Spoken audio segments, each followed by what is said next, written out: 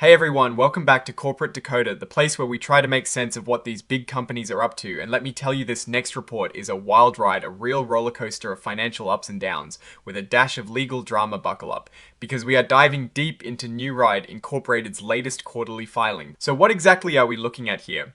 Well, it is a report that companies file quarterly to give us a peek at how they're doing financially. This one covers the period up to September 2025 and gives us a snapshot of their current financial health and what they think might happen next. Remember, New Ride Incorporated was formerly known as Lordstown Motors Corp., a company that went through some pretty significant changes, including bankruptcy. Emerging from that process is a big deal, and this report tells us a lot about how they are navigating the post-bankruptcy world. Let's jump straight into the numbers, starting with the balance sheet. What do they own and what do they owe?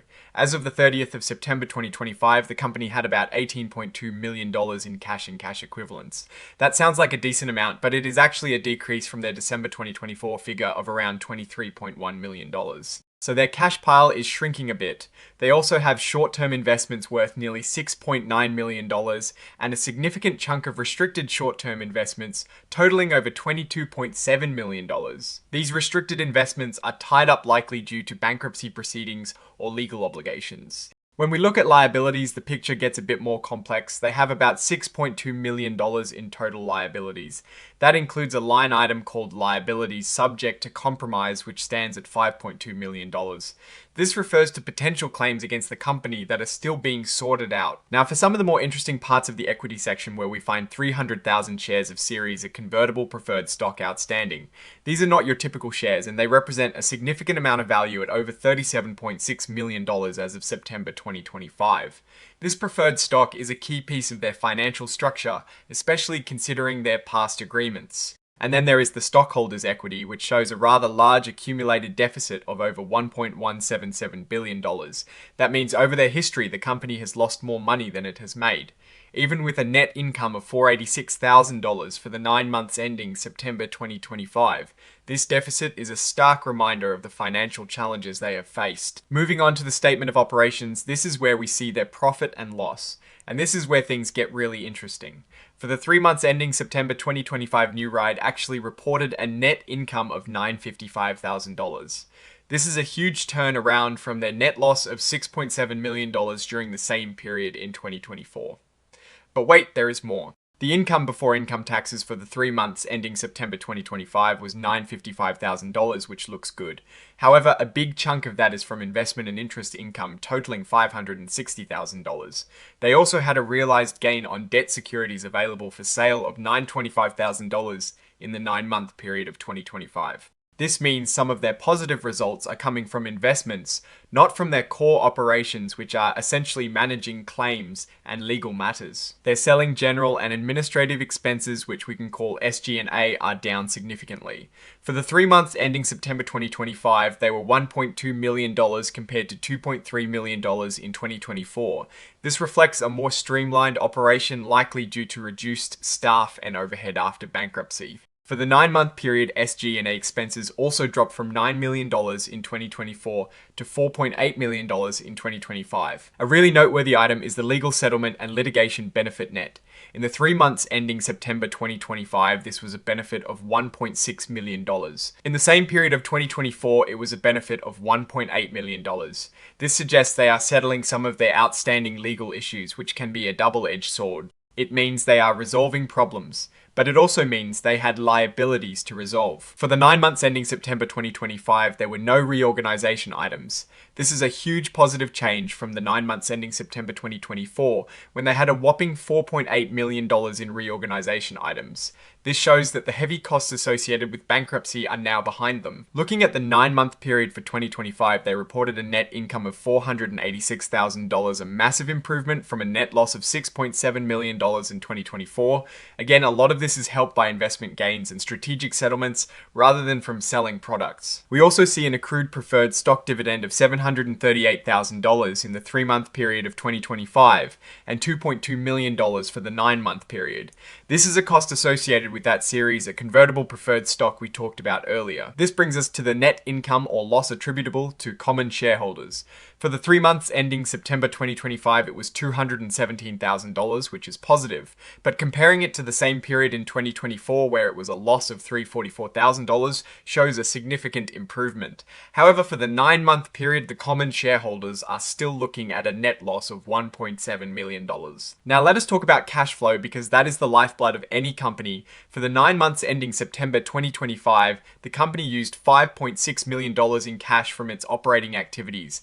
This is a big improvement from the $30 million used in the same period of 2024. This shows they are becoming more efficient in managing their day-to-day operations. Their investing activities provided $785,000 in cash in the 9 months of 2025. This came from maturities of short-term investments offsetting purchases. In 2024, there were no investing activities. Financing activities were minimal in 2024, with only small outflows and none in 2025. The overall cash and cash equivalents decreased from $23.1 million at the start of 2024 to $18.2 million at the end of September 2025. This decrease is mainly due to the cash used in operations and settling obligations. So what is the story here? New Ride Incorporated emerged from bankruptcy in March 2024 under the new name. Their operations now largely consist of managing claims from the bankruptcy managing litigation like the Foxconn lawsuit, and trying to preserve their net operating loss carryforwards. They are not building or selling cars anymore. Their future operations, as described, are focused on administering claims, prosecuting legal actions, and exploring strategic alternatives. The company is essentially in a holding pattern, managing its assets and liabilities after a major restructuring. A really significant issue for them is the ongoing Foxconn litigation. They have claims against Foxconn for alleged breaches of agreements and fraudulent conduct. While some of their claims survived a motion to dismiss, the outcome is far from certain, and it is a major uncertainty that hangs over the company. The company believes Foxconn's actions caused substantial harm. And remember, they sold certain assets related to their electric light-duty vehicle business to Landex Motors in October 2023 for $10.2 million. This was part of their efforts to shed assets and focus on their remaining business. The company acknowledges its liquidity depends on resolving claims and the outcome of its legal battles. Like the Foxconn case, they believe they have enough working capital for about a year from the filing date, but this is heavily reliant on managing their restricted investments and settling claims. A large chunk of their cash is essentially earmarked for these legal and bankruptcy-related expenses. They also have investments in US Treasury bills and notes, which are considered safe and liquid assets. These are valued at their market price and are categorized as level 1 or level 2 inputs, meaning their value is observable. The company's warrants, which were once a significant financial instrument, have largely expired, or their value was deemed zero due to the bankruptcy. This shows how much their financial landscape has shifted. Let's revisit that series of convertible preferred stock. This was part of an investment agreement with a Foxconn affiliate. The terms are complex, but it represents a significant stake and potential obligation.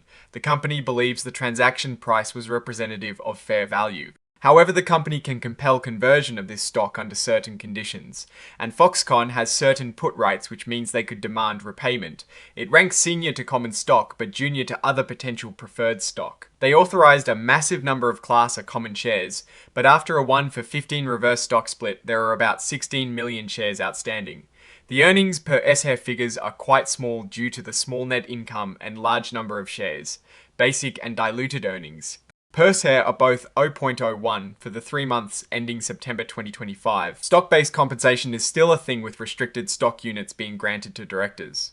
The company recognized $100,000 in stock-based compensation expense in the 3 months ending September 2025. This is a relatively small cost, but it is a form of compensation. This section is a treasure trove of potential problems and ongoing issues.